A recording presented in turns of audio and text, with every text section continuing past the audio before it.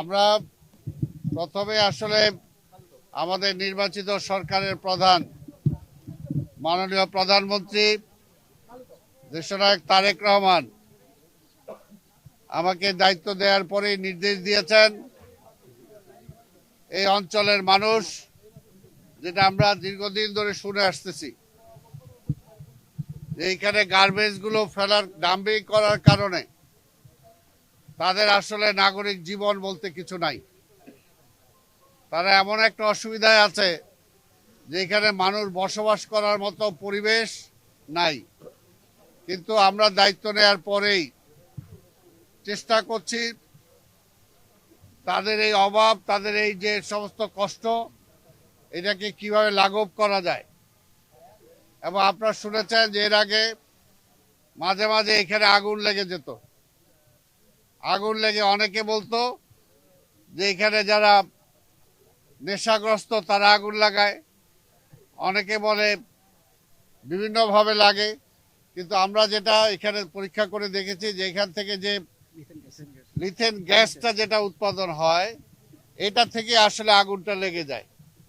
তো এটার জন্য প্রিভেন্টিভ আমরা কিছু ব্যবস্থা গ্রহণ করেছি, যে আগুন লাগলে সাথে সাথে যাতে সেটা আমরাকে নিয়ন্ত্রণ আনতে পারি, সেটার জন্য ইমিডিয়েটলি আমরা ব্যবস্থা গ্রহণ করেছি। এবং সেখানে জন্য 6টি পোর্টেবল পাম্প ইতিমধ্যে আমরা ক্রয় করেছি। তারপর দ্রুত পানির গাড়ি, ভারী যন্ত্রপাতি যাতে আমরা ব্যবহার করতে পারি, সেটার জন্য আমরা ব্যবস্থা করেছি।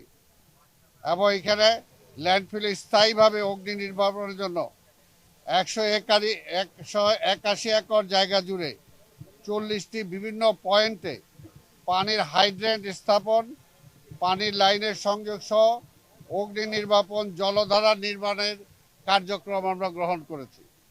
এই কাজগুলো করা হয়েছে।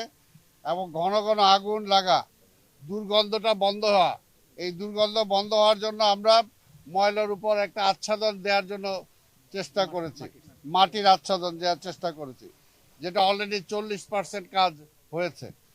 এবং ইতিমধ্যেই এই ব্যাপারে আমরা কোরিয়ান একটা কোম্পানির সাথে আমাদের কথাবার্তা হচ্ছে, এগ্রিমেন্ট হচ্ছে।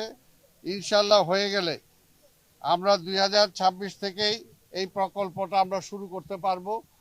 এইখান থেকে আমাদের গ্যাসও উৎপাদন হবে, আমরা সারও পাবো এখান থেকে। এবং জনগণের জন্য এইটাকে একটা পার্ক হিসাবে দৃষ্টিনন্দন, এখন যেরকম খারাপ দেখতেছেন, পৃথিবীর দেশ বহু দেশে এরকম আছে যে এই সমস্ত করে তারপর সেটাকে তারা পার্কে রূপান্তরিত করেছে।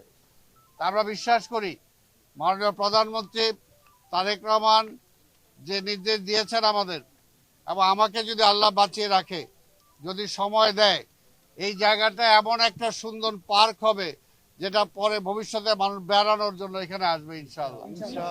আমি এর জন্য সাময়িক যে আপনাদের অসুবিধা হচ্ছে এলাকার জনগণের, সেটার জন্য আমি আপনাদের কাছে ক্ষমা চাই, আপনাদের সহযোগিতা চাই, এবং কিছুটা সময় দেন যাতে আমরা এই কাজগুলো করতে পারি। বললাম যে টোটাল এটাকে একটা পার্কে রূপান্তরিত করা হবে, ইকো পার্ক। ইকো পার্ক হলে তো ওখানে গাছ থাকবে, ওখানে ঝর্ণা থাকবে, ইনশাআল্লাহ ইনশাআল্লাহ ওখানে খেলার মাঠ থাকবে। অর্থাৎ টোটাল নাগরিক সুযোগ সুবিধার জন্য যা দরকার সবকিছু এখানে থাকবে।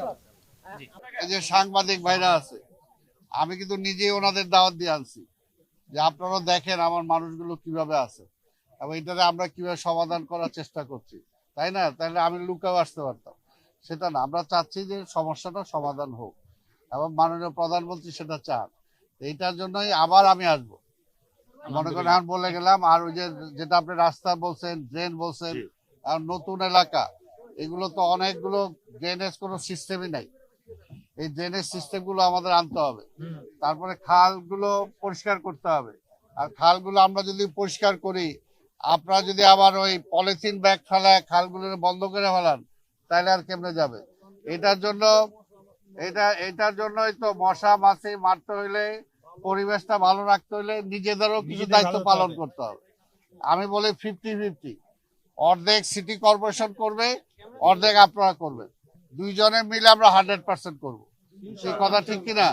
কারণ আগে দেখছেন এই সমস্ত পচা নালা ডোবা মানুষ সবাই নাইমার স্বেচ্ছাশ্রম দিয়ে পরিষ্কার করছে না? এখন আমাদের করতে হবে। ঈদের পরে আমরা কর্মসূচি নেব, আপনারাও আসবেন। আমরা এলাকার পাশে থাকবো ইনশাআল্লাহ।